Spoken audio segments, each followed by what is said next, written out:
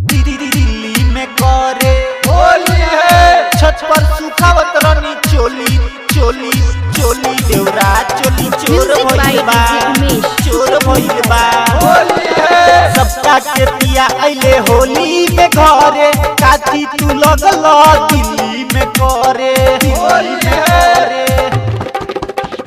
सबका के पिया अइले होली में घरे काची तू लगल दिल्ली में करे। असो फागुन में देवरा मुँह जोर भइल बा जोर भइल बा। छत पर सुखावत रानी चोली देवरा चोली चोर भइल बा चोर भइल बा चोर भइल बा। छत पर सुखावत रानी चोली देवरा चोली चोर भइल बा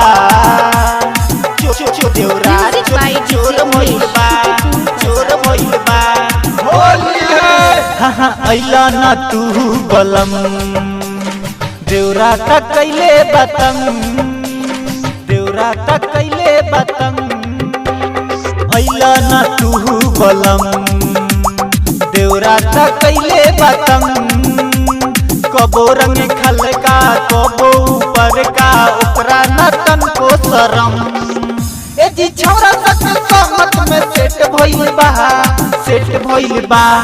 छत पर सुखावत रानी चोली देवरा चोली चोर भइल बा चोर भइल बा चोर भइल बा।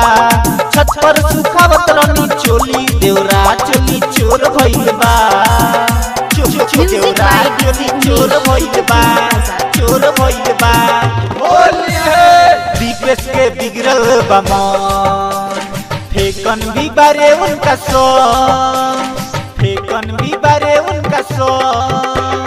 मुकेश के बिगड़ल बा मन हरकेश भी बारे उनका सो।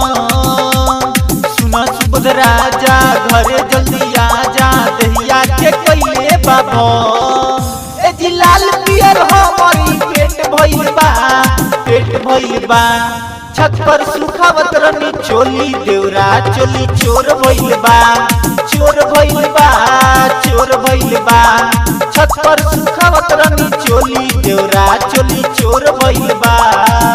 सबका के पिया अइले होली में घरे काची तू लगल दिल्ली में करे।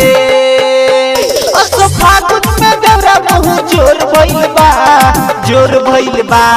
छत पर सुखावत रानी चोली देवरा चोली चोर भइल बा चोर भइल बा चोर भइल बा।